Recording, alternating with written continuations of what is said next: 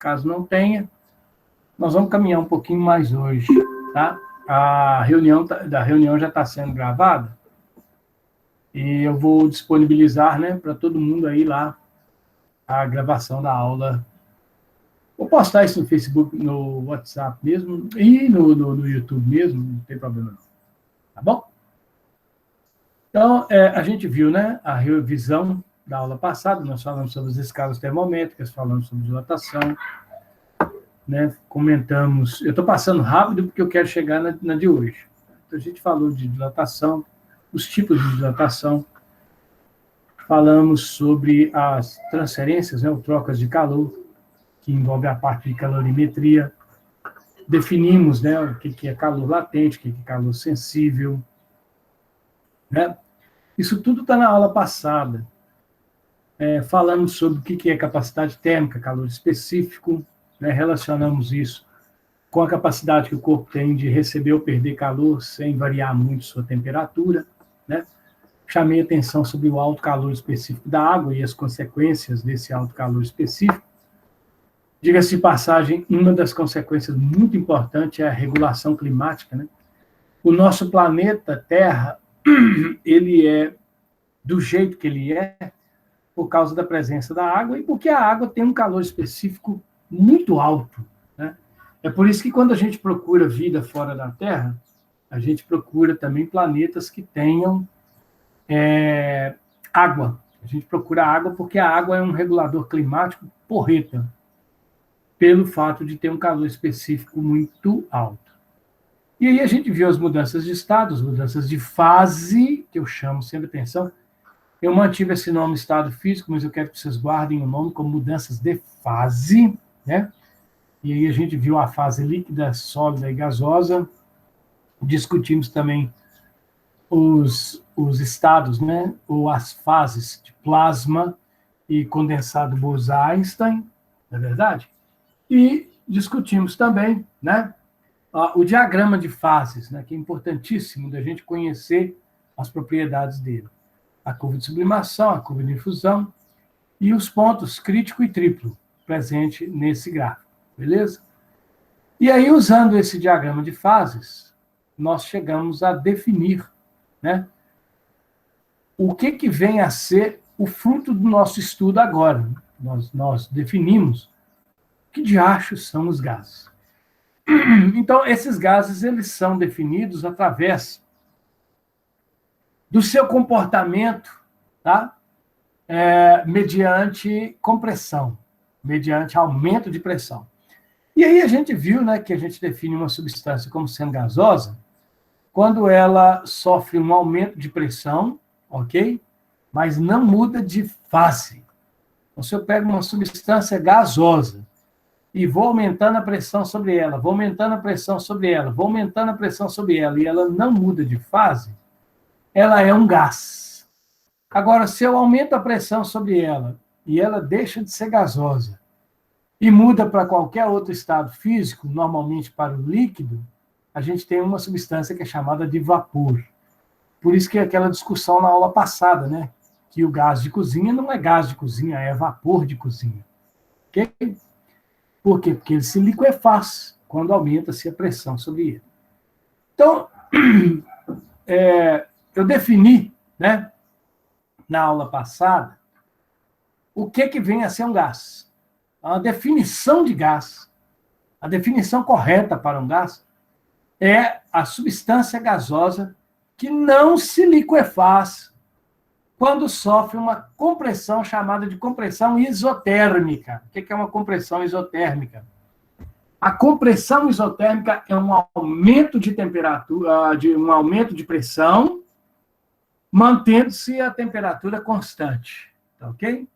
Então, quando eu pego uma substância gasosa e pressiono ela, aumenta a pressão em cima dela, mantendo a temperatura dela constante e ela não se liquefaz, automaticamente essa substância se torna, ela é considerada um gás. Beleza? Pois é. Então, hoje, nós vamos estudar um pouco sobre os gases. Beleza? Nós vamos ver um pouco sobre o gás. Primeiro, as propriedades relacionadas a todo gás. atenção, o estudo de um gás é extremamente difícil. Estudar um gás do ponto de vista matemático é quase impossível, tá ok? Então, os físicos, nós, desenvolveram uma teoria matemática que é chamada de teoria cinética dos gases. Estudar um gás como ele é na natureza é dificílimo, mas para tornar esse estudo possível, foi criado um modelo de gás que a gente chama de modelo de gás ideal, tá ok? Ou também chamado de modelo de gás perfeito. O que é esse modelo de gás perfeito? No modelo de gás perfeito, o gás assume algumas propriedades. A primeira delas é essa que está aí, ó. É que o movimento ele tende a aumentar com o aumento de temperatura. Isso é óbvio. Isso é óbvio. Né? Isso é óbvio. Por que eu estou dizendo para vocês que isso é óbvio? Porque a temperatura ela é uma grandeza que está relacionada com o nível de energia cinética das moléculas, de qualquer situação, inclusive de gases. Então, como a temperatura é uma grandeza que está relacionada com a energia cinética, quando eu aumento a temperatura, eu estou, na verdade, aumentando a energia cinética das moléculas. E a energia cinética é a energia associada ao movimento. Tá ok? Conclusão, eu estou aumentando a movimentação das moléculas. O aumento de temperatura é um aumento de agitação térmica. Todo gás, sem nenhuma exceção, se aumentou a temperatura dele, a agitação térmica aumenta. Tá ok? Então, como as moléculas de um gás, a fase gasosa é aquela fase mais energética, as moléculas têm muita energia cinética e, em consequência disso, elas também não apresentam ligação química entre si. Então, tecnicamente, praticamente não existem interações intermoleculares em um gás perfeito ou no gás ideal. E, consequentemente, como não existe interação intermolecular, as moléculas do gás ficam distantes, porque não há ligação entre elas. Então, elas são livres, elas se afastam o máximo possível uma da outra. Então, normalmente, uma das propriedades de um gás é que as moléculas são muito separadas e não se interagem. Praticamente nem colidem. Apesar de terem muito movimento, a probabilidade de uma molécula de gás bater em outra é mínima. Ela é mínima. No modelo do gás perfeito, ela é zero. Não ocorrem colisões entre as moléculas. Na vida real, isso é mentira. Na vida real, as moléculas do gás colidem entre si. Mas essas colisões são mínimas, são raras, porque elas são muito distantes umas das outras, entre si. E uma das propriedades é que a molécula do gás ela possui um movimento que é caótico, é totalmente desordenado. Esse movimento ele é chamado de movimento browniano. E olha que bacana, hein? Esse movimento browniano ele não foi descoberto na física, ele foi descoberto na botânica, na biologia. Um botânico estava analisando como é que as moléculas não, né? Que os grãos de pólen de plantas, como que esses grãos se moviam dentro d'água. E ele identificou um movimento caótico, todo desordenado, sem lógica nenhuma, que não era possível de ser descrito matematicamente. E em homenagem a ele, Brown, esse movimento ganhou o nome de movimento browniano. Ok? Então, o que nós vamos precisar para conhecer e estudar o comportamento de um gás? Né?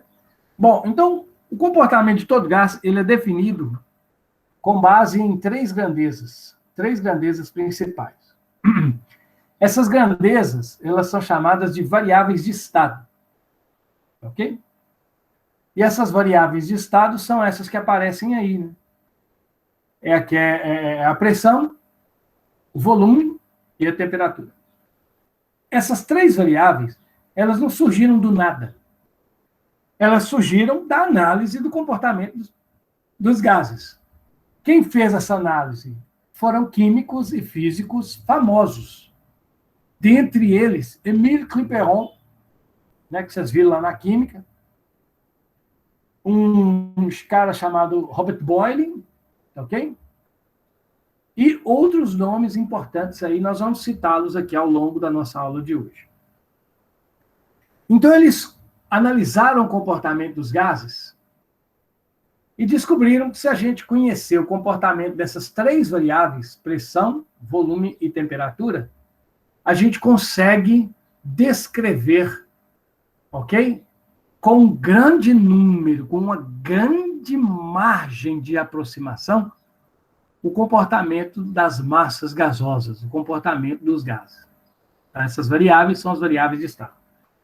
O que é a pressão de um gás? A pressão de um gás, se a gente olhar essa figurinha que está aí, tá? Vocês vêem um punhado de pontinho preto, né? Se movendo na tela. Esses pontinhos, eles se movem de maneira desordenada e, de vez em quando, eles batem aqui, eles estão presos dentro de uma caixa. Essa caixa seria o recipiente que armazena o gás. As moléculas do gás estão em constante movimento.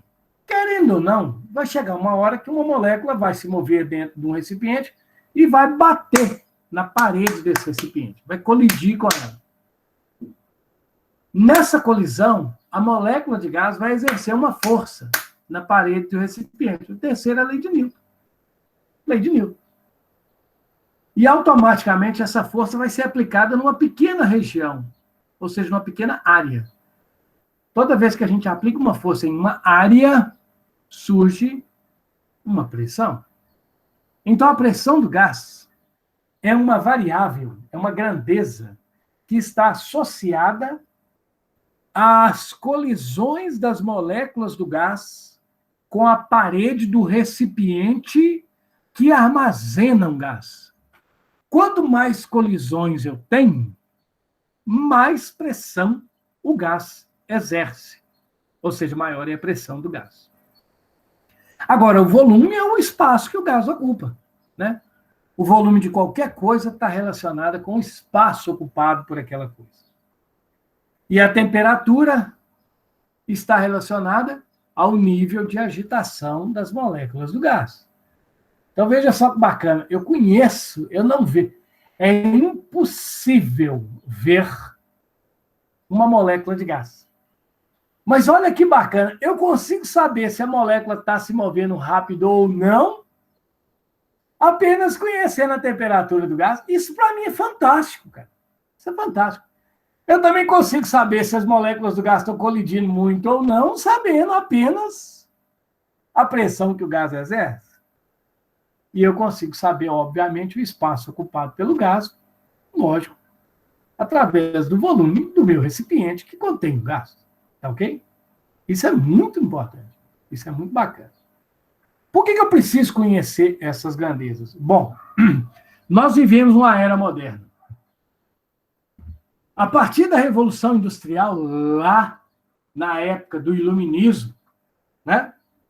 Um camarada, até o Iluminismo, até a Revolução Industrial, toda a produção industrial era manual. Tudo era feito à mão. Então, você precisava do cara lá trabalhando para ele poder produzir.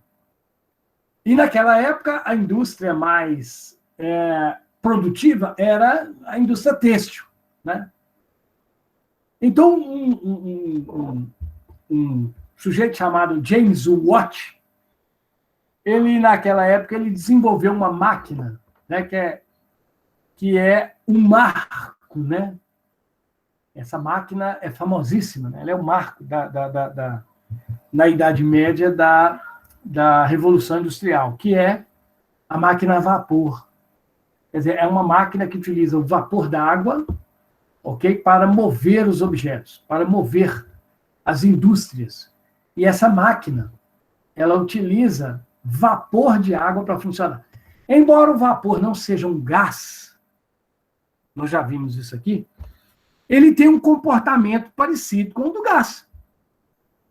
Então, eu consigo utilizar as propriedades do vapor d'água para produzir energia para produzir o que nós chamamos em física de produzir trabalho.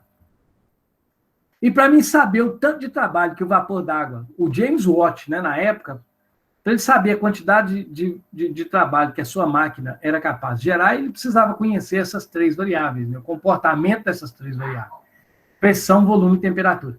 Mas com a evolução, nós evoluímos, nós vamos falar um pouco só sobre máquinas térmicas no final do curso. A evolução manteve a máquina térmica. Só mudou a substância que produz trabalho, que deixou de ser a água, o vapor d'água, e passou a ser os gases produzidos pela queima dos combustíveis fósseis.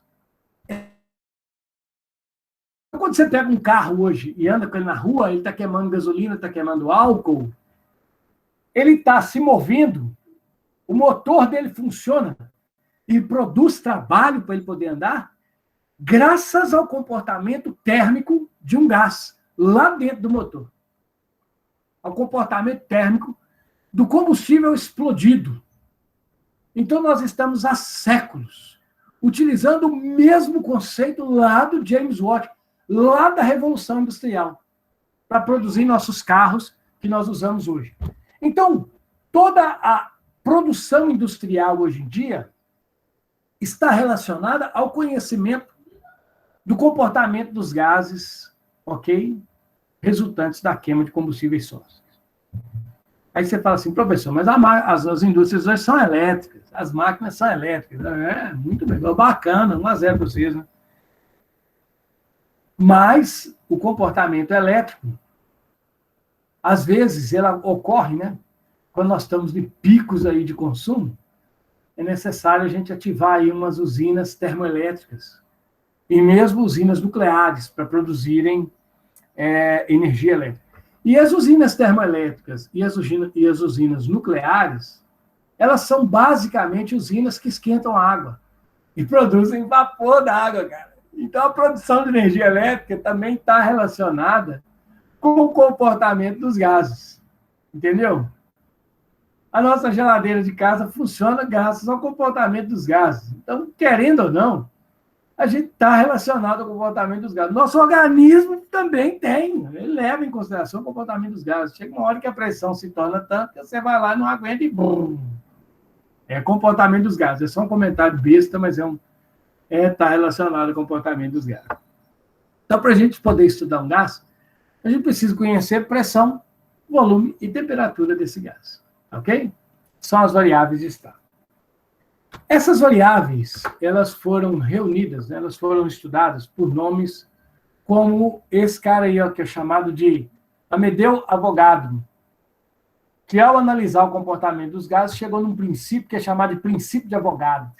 O início da construção do modelo cinético dos gases está aí, né, nesse estudo de Amedeo Avogadro. O que ele observou? Se você pegar qualquer gás diferente, pega 2 gases, 3 gases, 10 gases, 200 gases diferentes, e coloca esses gases em um mesmo volume e uma mesma temperatura, se você colocar vários tipos de gases com o mesmo volume, com a mesma temperatura, ele percebeu que a pressão dos gases é a mesma, independente do tipo de gás que você tem. Então, ele escreveu esse princípio aí que diz que volumes iguais de gases nas mesmas condições de temperatura e pressão, possuem a mesma quantidade de moléculas. Por que ele descobriu isso? Porque se a pressão é a mesma, e a energia cinética é a mesma, porque, né, a temperatura é a mesma, e o volume também é o mesmo, o fato da pressão ser a mesma significa que está acontecendo o mesmo número de colisões em todas as amostras de gás. Se está acontecendo o mesmo número de colisões e as moléculas se movem da mesma maneira, então é muito lógico concluir que é muito possível que o número de moléculas que estão colidindo é o mesmo. Então, por todos os efeitos, analisando a pressão, o volume e a temperatura de várias massas de gases nas mesmas condições, ele deduziu que essas massas de gases devem ter a mesma quantidade de moléculas. E isso já é verificado, né? Isso é verificado. Pô, professor, como é que o senhor verifica isso sempre que o senhor não vê as moléculas de um gás? Olha, quando a gente fala de gases, a gente fala de coisas invisíveis, de fato. Ok? E na física, né, a gente, de vez em quando, a gente enfrenta uma lógica que não é lógica. Porque muita gente acha que aquilo que não é visto não existe. A prova contrária disso, nós estamos vivendo agora. O coronavírus, você não vê ele. Você não sai para a rua, olha ali, olha uma nuvem de coronavírus. Olha aí, o coronavírus é verde. Olha lá, fulano está com uma nuvem de coronavírus voando ao redor dele. Ninguém vê coronavírus. E a gente sabe que ele é verdade. Né? Da mesma forma, eu costumo brincar muito na sala de aula, já pedi para vocês licença, porque eu brinco muito. Tá? Ninguém vê o pum. Né? Ninguém vê pum. Mas todo mundo sente ele. Então, não é porque eu não vejo que não existe. Então, as moléculas de gás, elas existem. E podem ser detectadas. E podem ser, de certa forma, contadas. Indiretamente, através desse modelo teórico cinético dos gases. Mas a gente consegue determinar isso. Ok? Pois muito bem. Depois que o Avogadro escreveu, né, a sua famosa, o seu famoso princípio, Émile Clapeyron, no caso aí, né, o Benoît Paul Émile Clapeyron, ele relacionou matematicamente as variáveis de estado. Ele fez um milagre, uma obra matemática. Ele conseguiu juntar pressão, volume e temperatura em uma mesma expressão matemática. E a expressão matemática é essa que está aí. Todo mundo conhece, cara. Vocês todos conhecem essa expressão. A gente costuma até brincar e falar, né, que para você decorar ela, você fala que puta velha não rejeita tarado. Provavelmente vocês já ouviram isso, né? É a maneira correta, até com os professores de química, os professores de física, os professores de cursinho, os professores de universidade, os professores do escambau A4. Fala, decora essa equação. Como que você decora ela? Puta velha não rejeita tarado. Se você tiver vergonha de falar expressões de baixo calão, por você nunca rezei tanto. Também é uma maneira de guardar essa expressão. Vocês já devem ter visto isso na química, né? Calculado, inclusive, quanto vale a pressão de um gás quando ele está num determinado volume, uma certa temperatura, utilizando essa expressão. P é a pressão, V é o volume, M é chamado número de mols, R é a constante dos gases, a constante universal dos gases, vale 0,082 atm mol, né? atm litro por mol Kelvin. E a temperatura é o T. Uma coisa importante que eu chamo a atenção de todo mundo é que essa temperatura aí, ela tem que estar em temperatura absoluta. Ela tem que estar em Kelvin. Nunca se deve usar nessa expressão a temperatura em graus Celsius. Ok? Porque isso aí é a escala científica, né? O Kelvin, que a gente já viu. Então, o que o Paul Clapeyron ele analisou? Ele analisou o comportamento de um gás antes de submetê-lo a uma transformação, submeteu esse gás a uma transformação e, automaticamente, ele analisou as variáveis de estado desse gás. Então, analisando o comportamento do gás antes e depois da transformação, ele conseguiu estabelecer essa expressão matemática que está aí. Ok?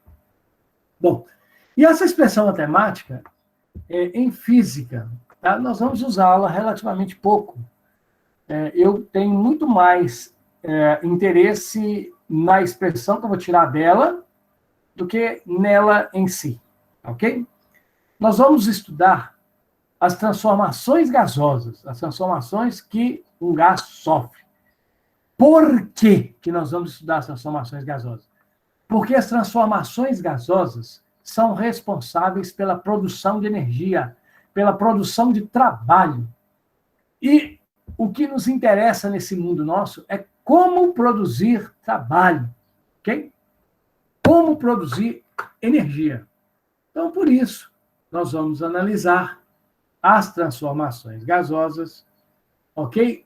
Uma por uma. E eu preciso que vocês compreendam muito bem. essas transformações gasosas. São infinitas as transformações gasosas. Infinitas.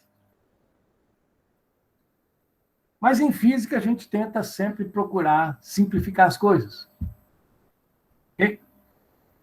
E aí a gente, então, tenta identificar padrões de comportamento. E buscando identificar esses padrões de comportamento, foram identificadas algumas transformações gasosas particulares, peculiares, de maior relevância, de maior importância. E essas transformações gasosas são aquelas que nós daremos, tá, a devida importância a elas aqui no nosso curso. Quem são essas transformações gasosas? Então, início do estudo das transformações gasosas. Então, vamos prestar atenção no seguinte, olha, era para estar animado, né, mas a animação sumiu, mas beleza. Então, eu quero que vocês considerem a seguinte situação. Nós temos dois gases. Aliás, desculpa, nós temos um gás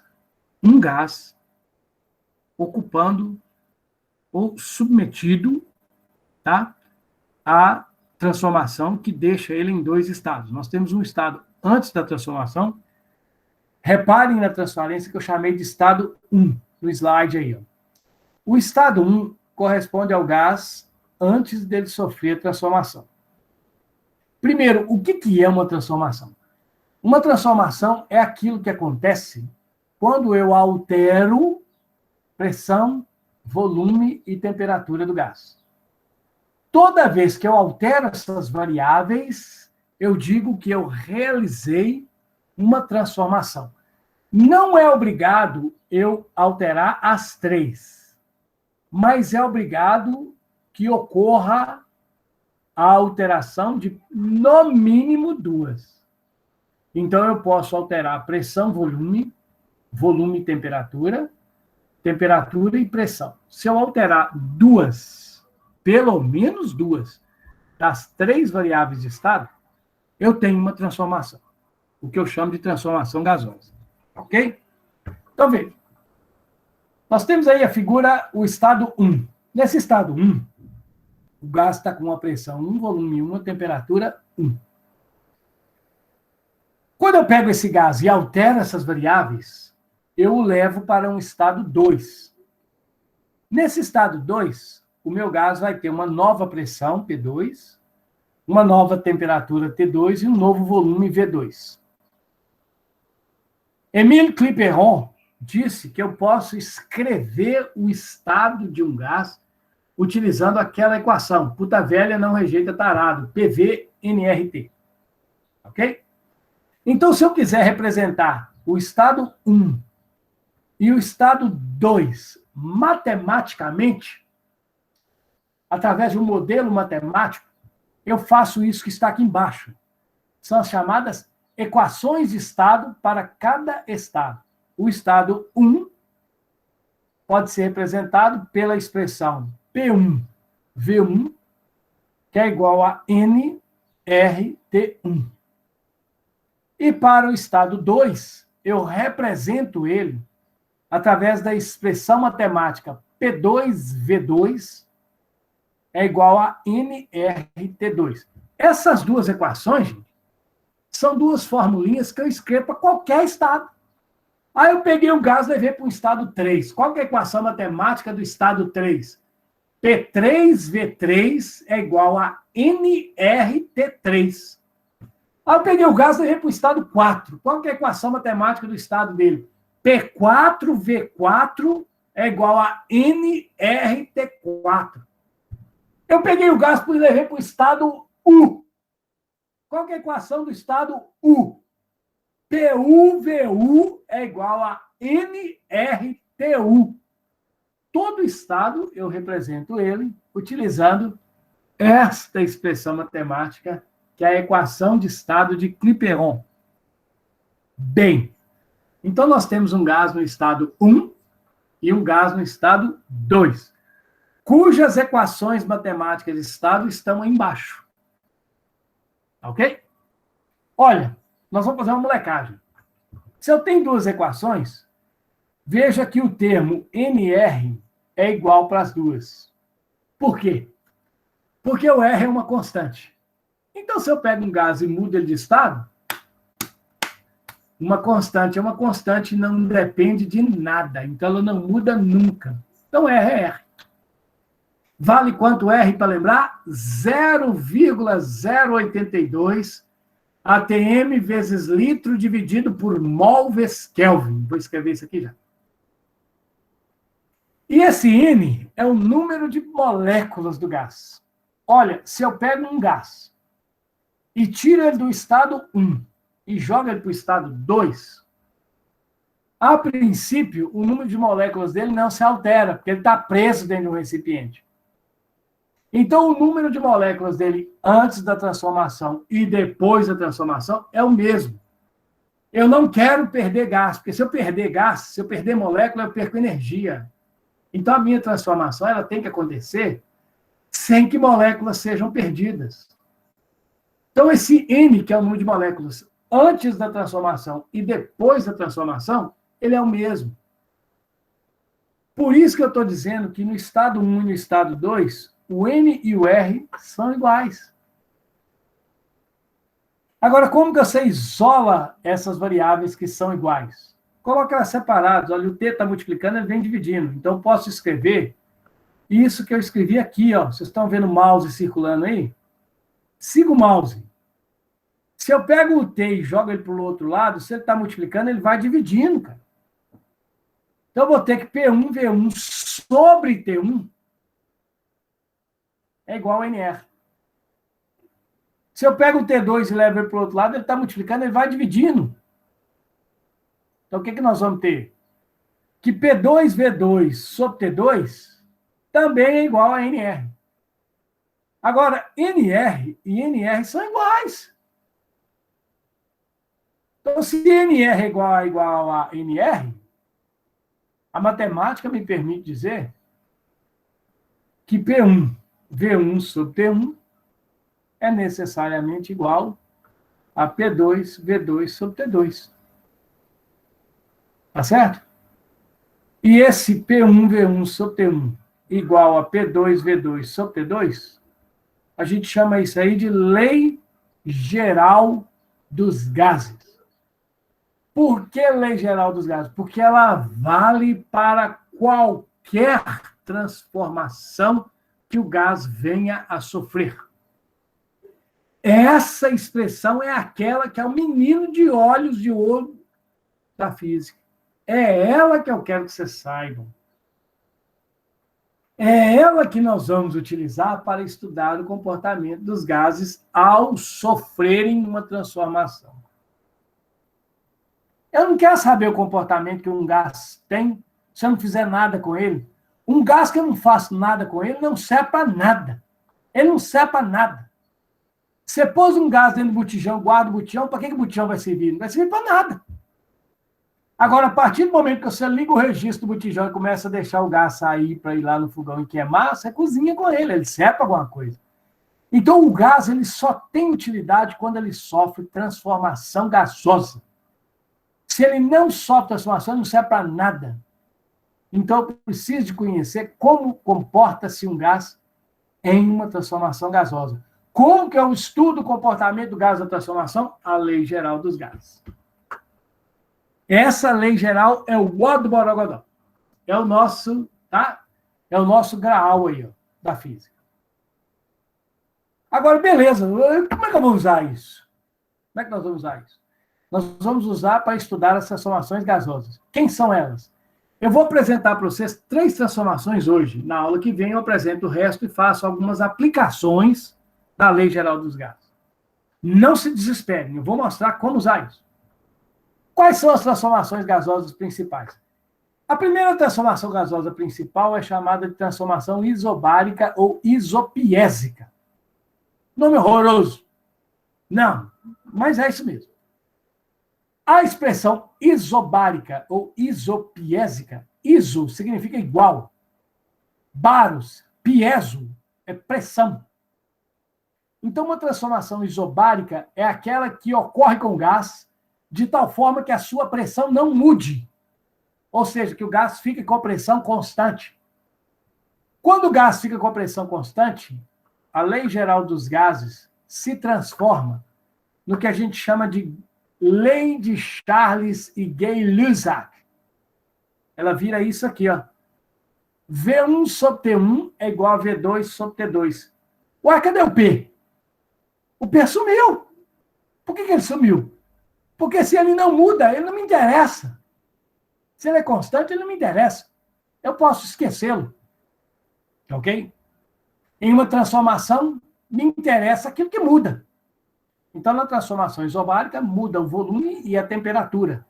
Eu tenho que analisar o comportamento dos dois. A transformação isobárica, que acontece a pressão constante, é subordinada à lei de Charles e Gay-Lussac, que são os dois que identificaram essa transformação e escreveram esse enunciado que está aí. Ok? Beleza. Além da transformação isobárica, existe uma transformação que é chamada de isovolumétrica, também chamada de isométrica e também chamada de isocórica. Uau! O que é isso? O próprio nome isovolumétrica, quer dizer que o volume permanece constante, o volume não muda. Então, é aquela transformação onde eu mudo a pressão, eu mudo a temperatura, mas o volume fica fixo. E se o volume fica fixo, ele não me interessa. Então, eu tenho que saber como que comportam a pressão e a temperatura. Por isso que a lei geral se reduz a isso que está aqui, ó. P1 sobre T1 é igual a P2 sobre T2. Tirei fora o V, porque ele não muda, ele não interessa. Quem identificou essa pressão foi Gay-Lussac. E está aí, ó, ela é subordinada à lei de Gay-Lussac, que é esse enunciado que está embaixo. Vira e mexe, esse enunciado é, na verdade, matematicamente, essa expressão que está em cima. Então, essa é a transformação isométrica, isocórica, isovolumétrica. E eu prometi uma terceira, que é a transformação isotérmica. Veja bem, nós temos 3 variáveis de estados, PVT. Eu já pensei na pressão constante, no volume constante, e agora o óbvio. O que é o óbvio? A temperatura constante. Então, quando eu faço uma transformação em um gás e a sua temperatura não muda, nós chamamos essa transformação de transformação isotérmica. E ela é regida pela lei de Boyle-Mariotte. Boyle e Mariotte, Robert Boyle, né, e o Mariotte, eles identificaram essa transformação e enunciaram essa lei que está embaixo. Para a transformação isotérmica, nós temos que a lei é P1V1 igual a P2V2. Então, essas são as 3 transformações principais. Na próxima aula, que nós já não temos tempo, já são 10h28, né? Nós temos 2 minutos só, nós vamos abordar essas 3 transformações e faremos aplicações delas, ok? Nós vamos resolver situações que correspondem a aplicações das transformações térmicas, ok? E veremos como essas transformações serão cobradas de vocês. Não por mim, mas pelos, né, pelo Enem, pelo curso superior que você vai escolher. Ok? Sobretudo o Enem, claro, para você poder entrar nele. Então, como que essas transformações são cobradas? Nós vamos ver isso na aula que vem, beleza? Então, nós vamos parar a nossa aula de hoje. Esse aí vai ser o primeiro exemplo de aplicação, tá, das transformações térmicas. E a gente volta, então, na terça que vem. Combinado? Nesse mesmo bate... Não, a terça que vem é invertida, né? A nossa aula é às 8h, e a do primeiro ano é depois. Então, terça que vem eu aguardo vocês às 8h. Alguém quer fazer uma pergunta? Desculpa, gente, pode fazer. Não importa, não, está na hora. Sou todo ouvido. Essa conversa de hoje ela foi extremamente teórica.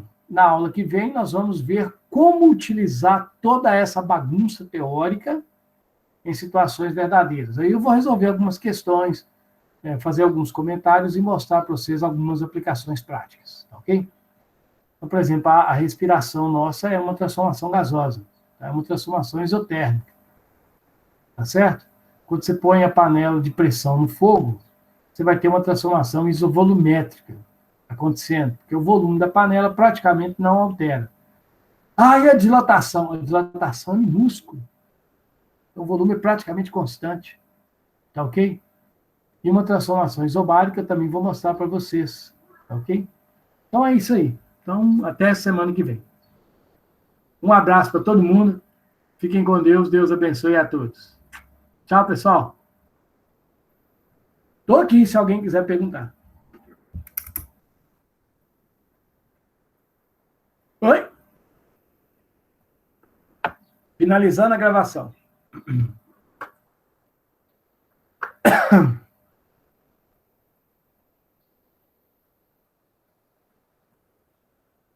Finalizando a gravação.